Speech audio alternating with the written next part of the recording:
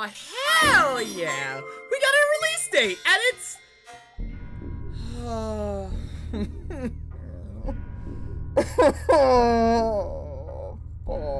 Hi-ho, it's me again! Did you miss me? Cause, oh boy, I'm fucking creamed! Leg of leg, leg of leg, leg of leg, leg of leg, leg of leg remaster! Fuck! Leg of leg remaster coming to you! Yeah! If you can't tell, I am so incredibly happy that this game, of all games, got a remaster and now you have the chance to play it! Outside of a 3DS! Isn't that great? But Blam, what even is this game? How'd you even find it in the first place? You want to know how I found this game? Straight up, walked up into a GameStop in the summer of 2015, being 14 or 15 at the time, and I saw this game at the top of the shelves with a big old box. Since I saved up my money from rationing out my lunch money and I was on a high of getting special editions, I just bought it. And that's literally it. I bought an unknown-ass game with the Atlas logo on it, and I just bought it.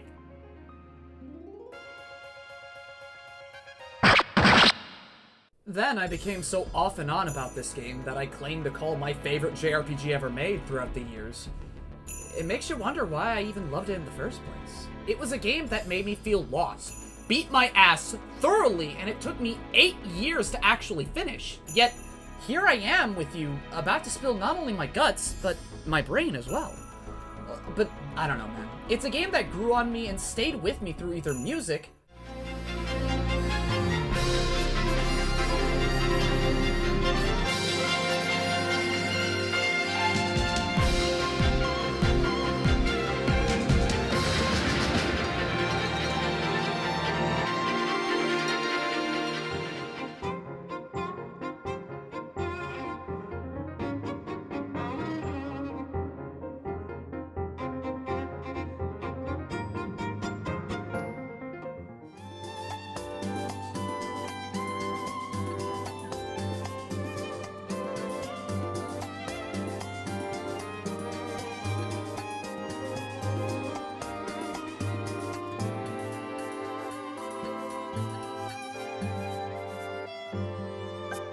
or the elusive dreams of finally having it underneath my belt.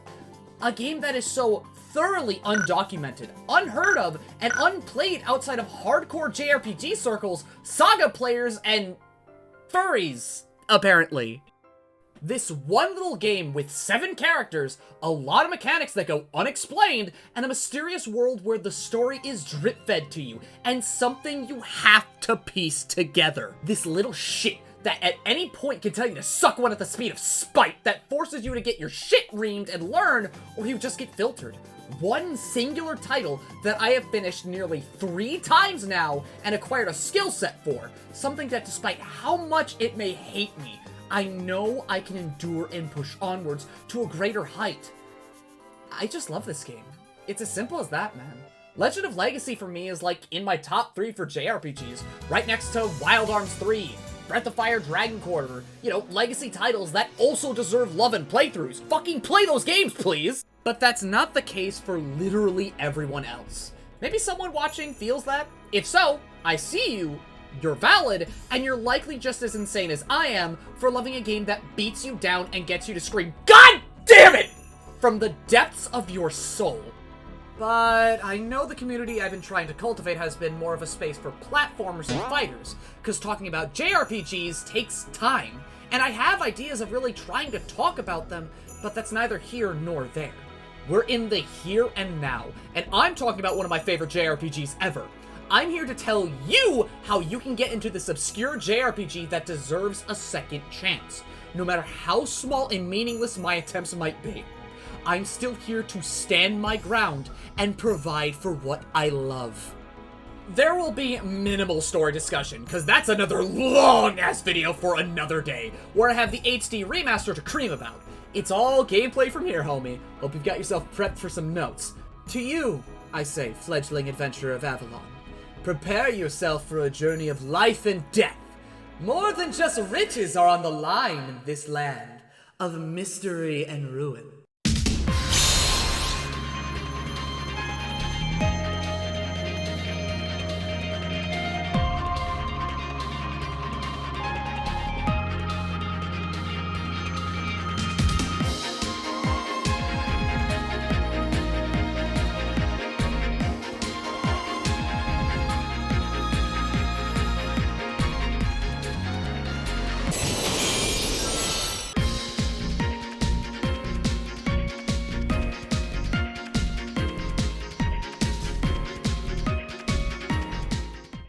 Alright, let's get first things first. Legend of Legacy is hard, and it doesn't like you. Like, at all.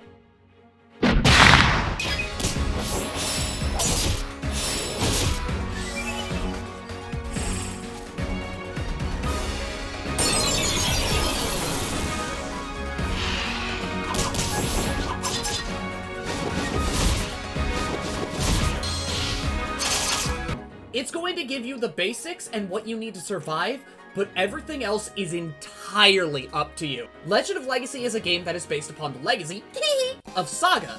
Now, I know there's absolutely people in my audience who have never heard of Saga before, so let me give you a rundown real quick. I apologize if there's a lot of explaining to do. These games aren't very well known outside of JRPG circles, so I gotta do what I can to make sure you're kept up to speed. Saga is the birth child of Akitoshi Kawazu, you know, one of the heads behind Final Fantasy 1 and 2. Now, 2 should be perking up some ears because FF2 is just Proto-Saga. Open-ended character progression, a lot of things to possibly level, build heaven, gave it be! Also, mean! Kawazu games are mean! And this extends to games like Saga or Final Fantasy Legend. We'll just call the Legend games by their JP names, which is Saga. Odd spelling, but it is what it is. Saga is where Kawazu decided to have fun and created races, stat growths, meat, and a variety of ways to play fucking Game Boy games, dog! I'm not fucking kidding. All of the mechanics that came from Saga and are situated in Saga are what make it so replayable, and certain things became mainstays for this subset of Square JRPGs, and even returning little things in other games, like the race mechanics in Frontier 1. Saga is open-ended, hard, replayable, and full of shit to do, typically. Especially in the romancing games, where that's the entire fucking point! Exploration and doing some D&D shit or something, man. I don't fucking know. You're a dork who's dropped into a game after finishing an intro and you're just left to your own devices. Poor guide. But Leg of Leg is built off of this pedigree, and with it, the mechanics and game flow are born from. Leg of Leg is a JRPG with a lot of gameplay and minimal story, and that's entirely intentional. The gameplay has all the sparkings, character building, formation making, and patience thinning anyone could ask for in an obscure JRPG. You pick a character, see their intro, get a set party that you can change later, get a couple tutorials, and boom, you're off on your way with the most basic of tutorials. And I feel like that's intentional enough, but just because I see it doesn't mean I respect it. Look, Chief, all I'm saying is it takes balls to drop players into a starter area and drip feed them mechanical tips, and then have a Ford F-150's worth of knowledge just completely hidden.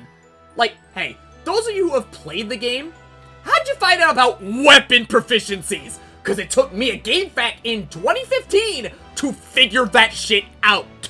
Exploration is incredibly simple. You wander around areas you either find or purchase and clear maps. Find rocks that sing to you and give you lore, and eventually clean up the maps you gained for profit back in your little hub.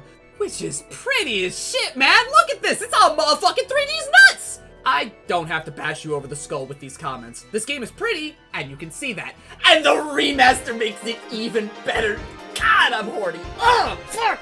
Oh, I love art styles! Oh, I love it! Oh!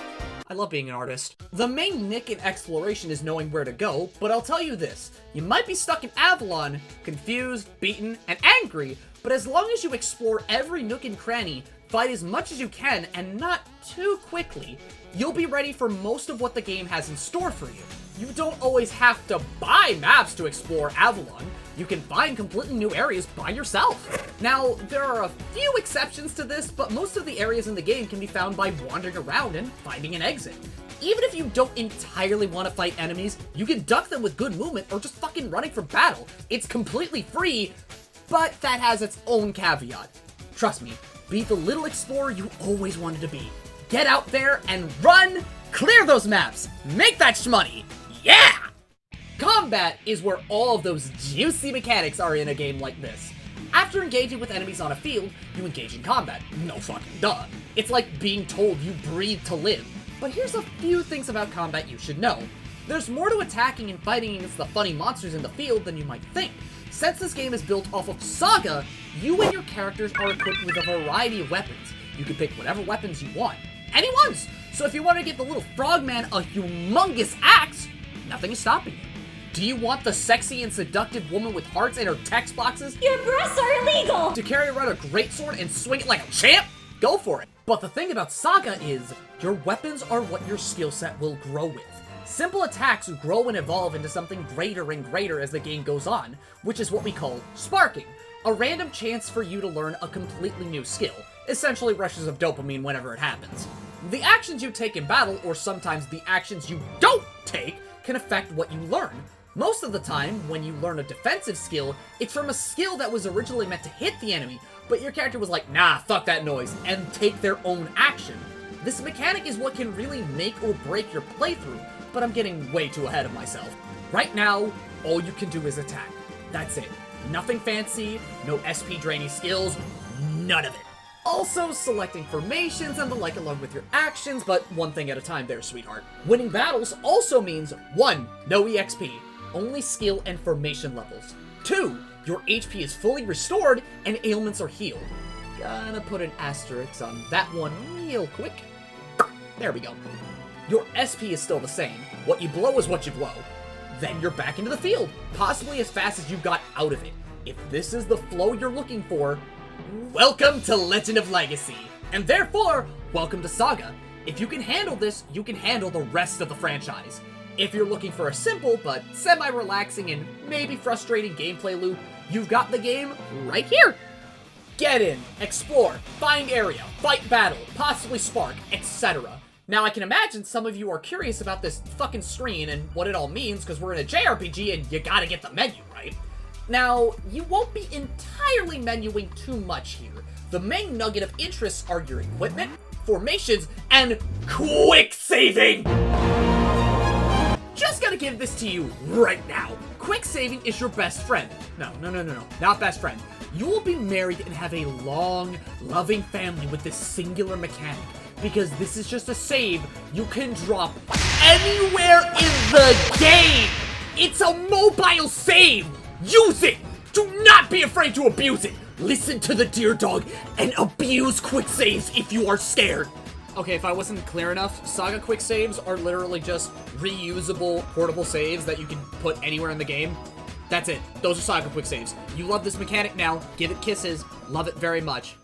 Back on track, equipment is here and it'll eventually be the thing that you fiddle around with the most, because the thing about your character is that your equipment is what makes you.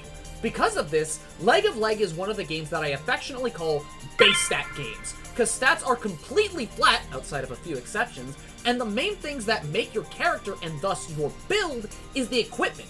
Alliance Alive is also like this, but that's for another day. Your formation levels are as easy to mention as saying they matter on how effective you are in that stance. Just because you have a lacking support and overwhelming attack doesn't entirely mean you're borked out the game. You're still effective with a lacking formation stat. I could be wrong on that, but if I need to be corrected, then by all means, correct me. Please. Comments, they're there. Let me know. Let other people know. This is why this video is here. Equipment is what makes you who you are, because your equipment can make the difference between an encounter that can either take you forever and require 15 different restarts, or something you survive and slam back with the force of a full-risk Fafnir. And Guilty Gear Xrd Rev 2 featuring rollback on the personal computer on Steam for the FGC Arena. Bonus points if it's Dragon installed. Pay attention to the little symbols on the side of the screen when fiddling around with your goods. Green circles mean you've got okay to good resistances. Double circles means your ass will be set against this shit. Triangles mean you're weak to the thing in question. X means you're gonna get slammed. Some weapons even come with resistances, but that's completely up to you if you decide to pack those weapons, because both armor and weapons have strength numbers. How strong the piece of equipment is, effectively. The higher the number, the better it is. Weapons are obviously going to be much higher than armor or accessories, but weapons have to be able to do things. The armors and the fact that they augment your resistances and weaknesses are what make them strong. Now let's crack open on weapons a bit more. Now, I mentioned earlier that you can equip any character with any weapon, and that's not hyperbole. Nobody is explicitly weapon locked, but here's the hidden catch. Weapon proficiencies! Weapon proficiencies are a hidden boost to your sparking rate if any given character is using a weapon that they're proficient in. The game tells you literally nothing about this. You're supposed to glean this like the lore, piece it together. If you want to know what characters are good with what, I'll leave the cards that I made down in the description below, or, you know, you could look up the game fact that I mentioned from 2015. It's completely your choice. Let's say, for instance, Eloise. She's primarily built to be a support and magic-based character, so her proficiencies lie in her fists. Yes, those are weapons, and they can be good. Her staves, all the magic in the game, and SP is her main stat boon of choice. This won't stop you from looking at her and doing this to her, and turning her into a damage-dealing tank hybrid with a greatsword and no care for magic whatsoever. The main nick when deciding what weapons to relegate each character and the roles in question lies in the ability to spark the necessary skills in question. There's a wide swath of skills, ranging from harder-hitting skills to AoEs, to blocks, deflects, counters, and even debuff skills. Let's say for me in my recent stream playthrough, I wanted to make Eloise my tank, and this stupid dumb twink who we all love, Liber, and make them my main tank and sword swinger respectively. I made 2 respective roles in mind for both of these characters out the gate. Great swords have 2 defensive skills, a block and a counter. Throughout my 30 hours, I never got her to spark the counter. I purposely went out of my way to meme and have a fun time with Eloise, and I paid for it because she ended up getting shafted for defensive arts, and it pissed me off. Yeah. I was like, huh. What the fuck?! Why do you have the counter?! Bitch! Ooh.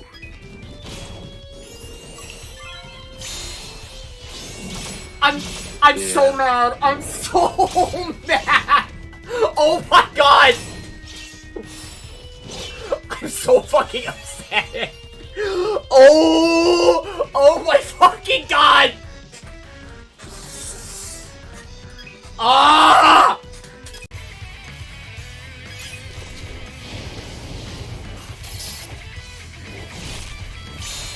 Oh! Hey, yo! What is that? What the fuck? What the fuck, dude? What was that? What the fuck?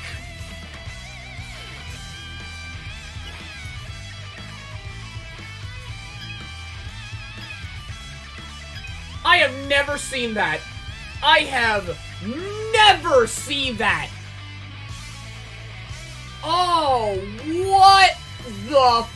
Why is it so strong? What is that? Why is it so strong? It's my own fault, but like, shut up. Fuck off. By the way, if you want to watch me ruin your favorite JRPGs, I have my Twitch, and if you let me touch a game that has build mechanics, I will thoroughly fuck with it.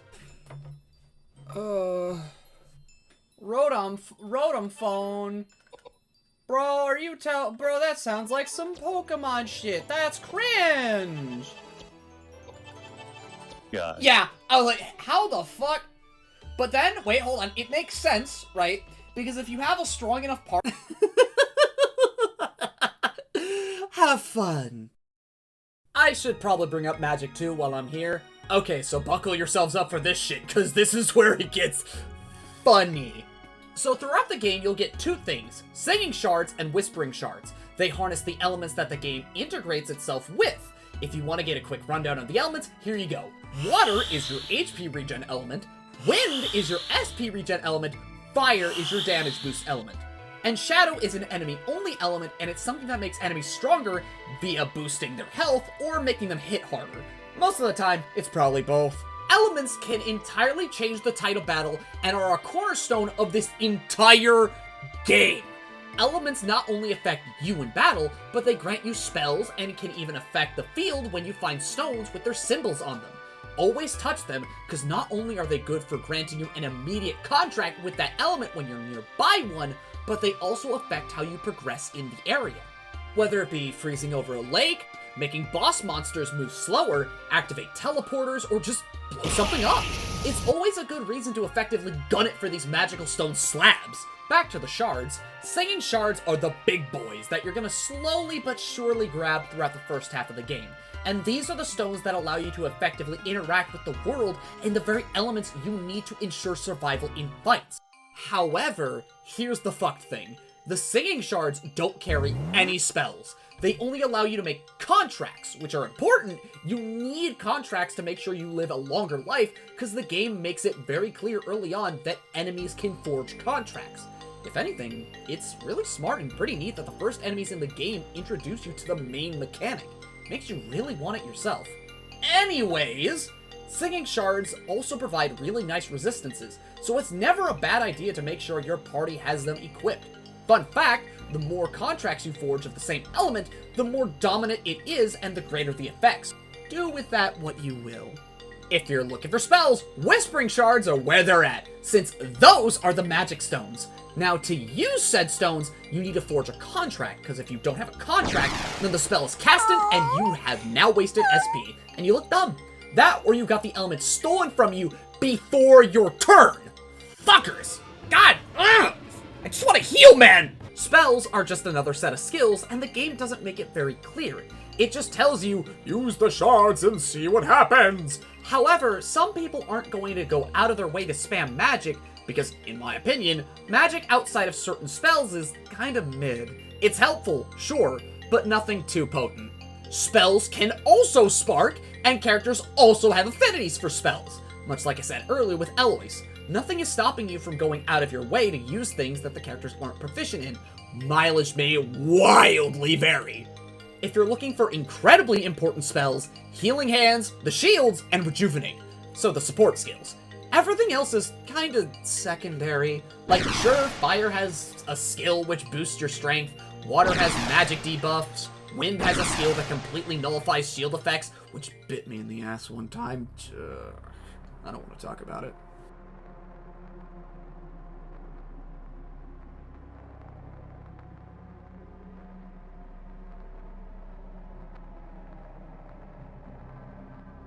But if you're looking to finish the game on a reasonable time, i.e. 30 hours, then you'll probably just invest in weapons you like and the necessary spells, cause fuck man, this game can get really mean when it wants to. Funny little quirk because of sparking, let's say you wanted to spark Healing Hands, cause sparking is sparking. You could accidentally spark a completely different spell, because here's a very fun and wacky fact. Skills have sparking branches! Do I know them? Fuck no, of course I don't! But I do know that Healing Hands, the quintessential healing spell, can spark things like Rejuvenate, Water Shield, Mystic Spray, Renew, Purify. So go out there and experiment on what you can find and how you can build your magic, because this is a game where experimentation and fun is literally the entire reason you play games like it. If you're not out here trying to spice up each playthrough, then what are you doing here? Now, here's the cool thing about singing shards. Since they're the main thing you're going to use to make contracts and have in your inventory forever, you can dump those whispering shards once you're done with them, because singing shards act as the main hub for all of the spells that you've learned. There are also elemental attuned weapons, but those are kind of okay. And the singing shards are going to be with you forever.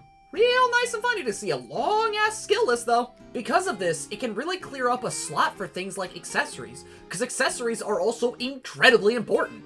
You can now pack 2 singing shards, or a med kit, or a bone shard, or something, I don't know. You're gonna play the game. Figure it out, dork. You make the playthrough. Send pics, too. I'm curious how your playthrough will go. Let's see, what else is there to mention? Oh yeah! Let me get back to talking about maps for a minute. I did tell you that A, you can buy them from a shopkeep in your main hub, Initium. B, you can find more via exploration and find the exits. And C, you can sell them back for money. There's a little caveat attached to selling them back. You can sell these fuckers back for a load of money that can get you some really good equipment for that part of the game. Now, mind you, you're in a land where some guy called the King of Adventurers made a whole small village for adventurers to breathe and live. The moment you, an adventurer, sell that map, and dependent on the completion of that map, word of the area is going to be an at everyone to all of those in the village of Initium. Now people will be wandering in areas you've already explored, thus giving the world life to it that many JRPGs don't really do. Hell, even characters you've recruited in your party will be wandering around when they've got nothing better to do than be on the bench. And they offer some nice flavor text, if they're not wares. Now, here's why I'm explaining this shit to you, because it seems kind of mundane to be talking about humanity infesting nature, but there's something important here. If you talk to certain NPCs that can randomly spawn in the area, you'll either get a nice conversation, a place to stay, or formations! This is the only way you're getting new formations. And let me remind you, the ones that you get from the start of the game are good enough to carry you to the literal end of the game. You're not entirely boned if you don't decide to be the extrovert you imagine yourself to be in your head, you fucking antisocial dork. However, these new formations are what breathe new life to you and your strategies out there in the field. Some can be something simple like, oh, you do more damage, or you do more healing. Alright, let's get crazy. Damage rises the more characters are in this stance. Alright, not crazy enough? How about harnessing the power of a tank and being able to effectively tank while having damage to actually back it up outside of counters? What about delaying yourself to the end of the turn and increasing your damage? That has some practical uses, huh?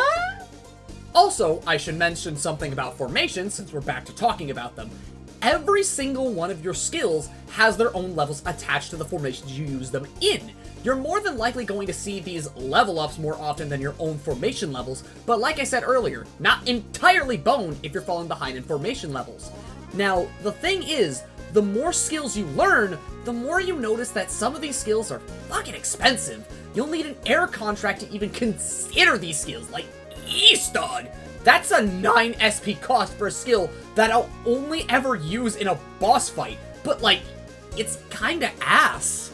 Sure, the base power of the skill is telling me it's gonna fix my marriage, but it's kinda not? Here's the thing. You don't entirely need the endgame skills to be uber busted and smack things with the force of a dragon-installed counter-hit 2D gunplay in the corner, i.e. fucking die immediately. You'd be surprised how much damage you can lay on with a nice and consistent 3 SP skill that's been juiced with prime overuse. Best part, if you considered making a contract with the wind, then you're gonna be able to blast that ass, cause guess what? The cost, depending on how juiced the element is, effectively turns a 3 SP skill into a 1 SP skill. And sure, you're gonna wanna blow that shit up with that sexy 9 SP, but that became like a 6 SP, but still, that's a 6. That's costly. And if you want to juice that skill, you're gonna have to send it to the lab and get it up to speed. Depending on when you get it in the game, you better start churning that shit, or you're not gonna really be able to make the most out of it.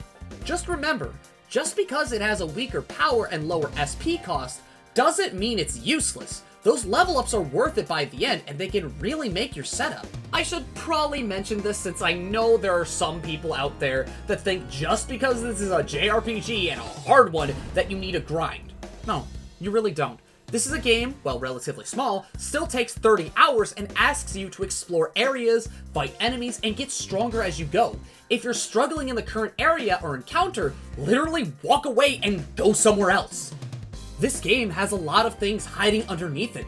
Extra areas, other bosses outside of the beaten path, and even some whispering shards to look for. Then, after exploring enough, clearing an area, or even just finding the funds to completely upgrade, run it back, fight as much as you can on your way there, and grow. If there's one thing you will have to grind for, it's the final boss. But like, it's a Saga final boss, so those fucks are built fucked on purpose. At most, you'll maybe need an hour or two of grinding for this femboy on pikes. Maybe more depending on your willpower and the unrelenting. What brings you to a land of dead tales and a history I expunged? Fame? Fortune? Answers to my crimes? I alone am the Graal's creator. Come, find your answers. Your tale has yet to be finished, and I alone shall bring it into a new age.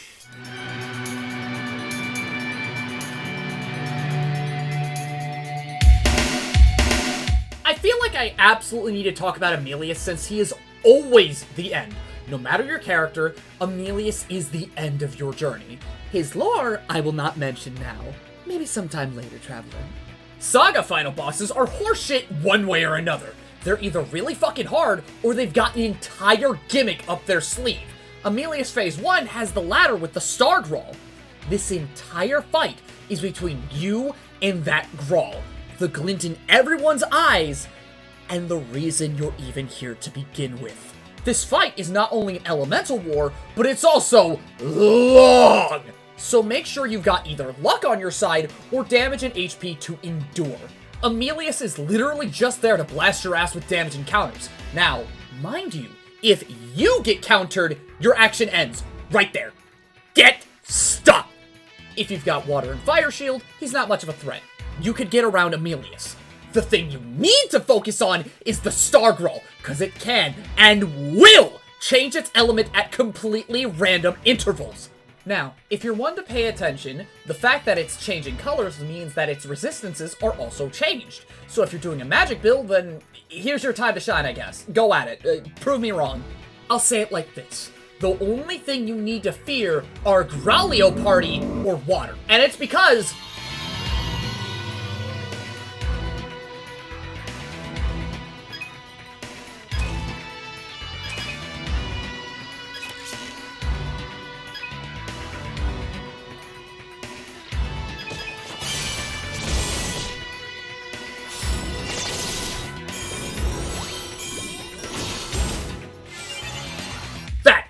That's why! So when you're having to deal with water, it's time to shack up that element and keep it in your hands. Same with Growlio Party, but there's some semblance of light because it's going to steal random elements. You can take risks and not spam water, but if you're unlucky, then a sizable portion of that turn you took either got countered by Emilius or the healing just told you, nuh-uh. Make sure you're keeping water tucked in your pocket, because that shit throws a good couple of turns out the window if your damage isn't good enough. Now, as long as you've got a shield of some kind, a good healer, and nice formations to rush down and secure damage, maybe a defender too if you need counters, this fight shouldn't be too bad. You're gonna eat damage, but as long as nobody dies, then you're fine. Oh yeah, I should mention here because it's incredibly important information. When you die, you don't die. You're knocked down and your max HP is reduced. The longer you're down, the more of a chance enemies have to swing on corpses and reduce your max HP. You can bring them back via any healing source in the game, or running what's effectively auto-phoenix. Once you're done smashing that Grawl in, or restarting like me because HP is important, you will be taken to Phase 2. The hardest thing to survive for a number of reasons.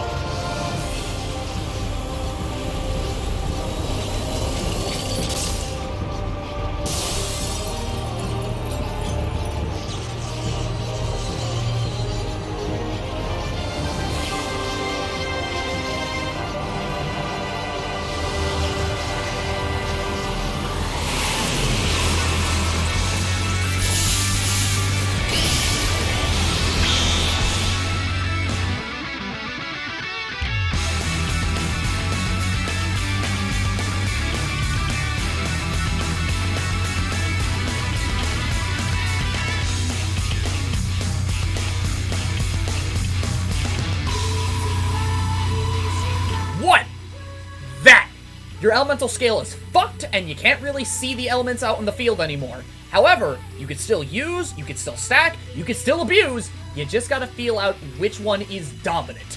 2, you need, and I mean this, need a good deflector counter that's consistent, because Emilius has attacks that either hit singular characters or the whole party, and they can cripple you, since the attacks usually go off more than 2 times. If your tank can't counter, you're about to be SOL real fast. 3, water.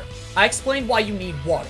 It should be very obvious. I will mention that Emilius is more focused on killing you rather than stealing elements, but you should still be careful because Emilius still has the chance to steal water. 4, Babel Prime and Titan's Fist.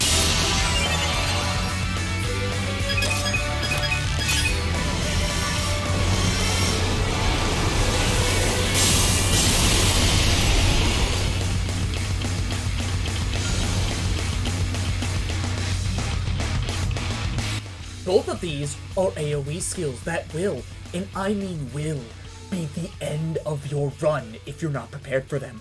And you won't. Trust me, you won't. They're always going to be in the back of your mind. They're always going to be there. But what about your gut instincts? What are they telling you? Are your gut instincts right? Or are they usually wrong? You're human. You're flawed. You are going to fail. You're going to die here, and you're going to hate every minute of it. Babel Prime, from what I feel and know, is rare. But when it does happen, it's a physical AoE. So you need to make sure that you've got a good water shield in order to avoid getting immortalified. Now, Titan's Fist is a fucking anomaly to me.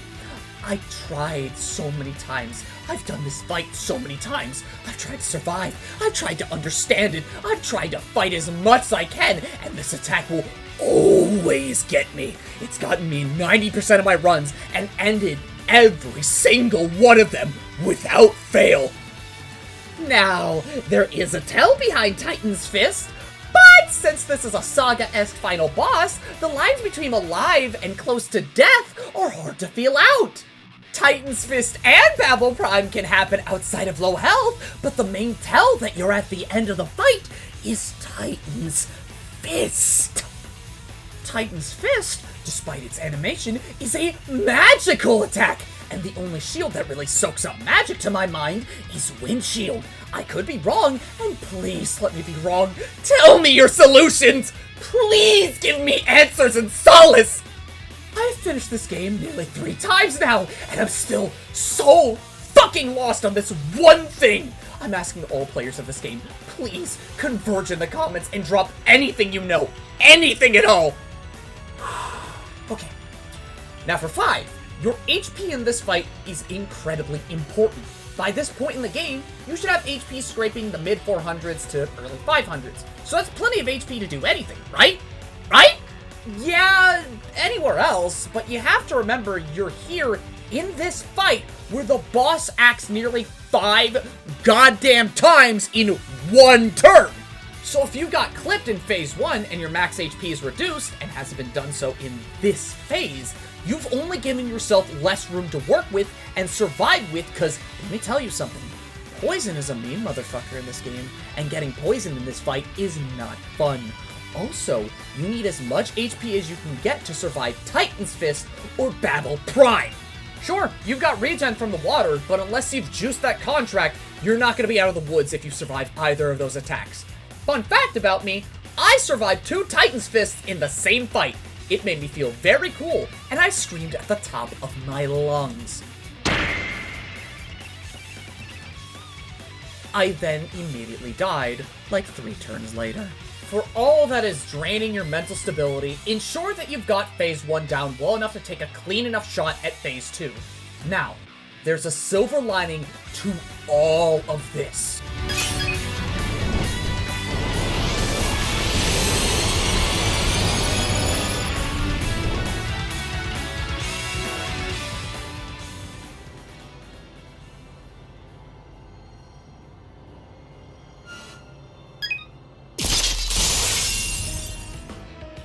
You can always run it back at the start of the phase you started at. For phase 1, you're better off sitting through the cutscene again and running it back.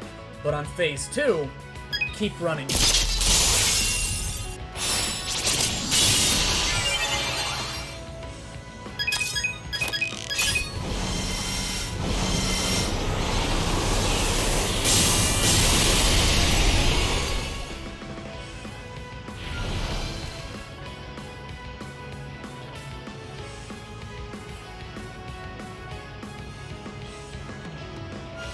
Run it.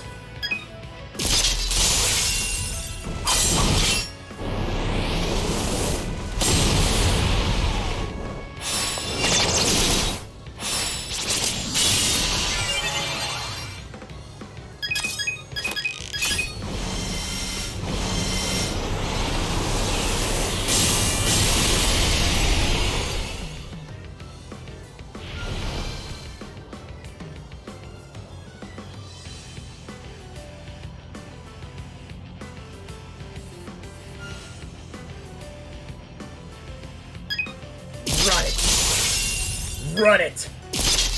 Run it! Run it! Run it!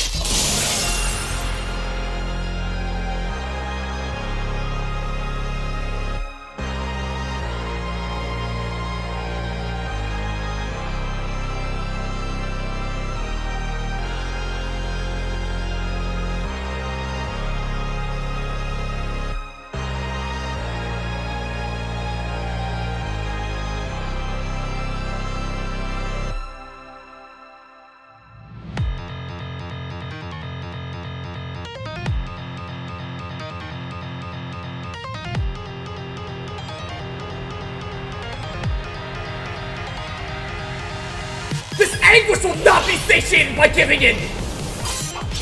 I will spend hours, I'll spend months! I will cleanse you to ensure my paradise! Fight as much as you can muster! Stand and strike once more! Learn, grind, mash, feel! Beat the fear of God into your bloodstream and stare upon the end of all! Weak and frail you be, but the unyielding will within you awaits its freedom! Go in fear! Go in agony! Go in the never-ending pain and find your peace! For only you, heroes of Avalon, can end the cycle! Only you of flesh and blood can bring peace to the forgotten legacy of the spirits that dwell in a desolate land of mystery! Clutch your hope! Bear your blade! Strike as true as the very human condition that curses you with the gall to claim your own purpose! To you, future adventurers, I pray upon your success and I wish upon your enlightenment. Go and seek the land I speak of. Go and explore that of which will be explored in due time. In less nerd terms, that means play the fucking game and have fun. I hope I've passed on enough information here. I pray I've passed on enough information, because there's more than likely something I've missed, and that's okay. We'll all find certainty in something that asks to be sought for. If you've actually enjoyed this game after I've made this, please tell me. It'll feel like the specific detour was worth it.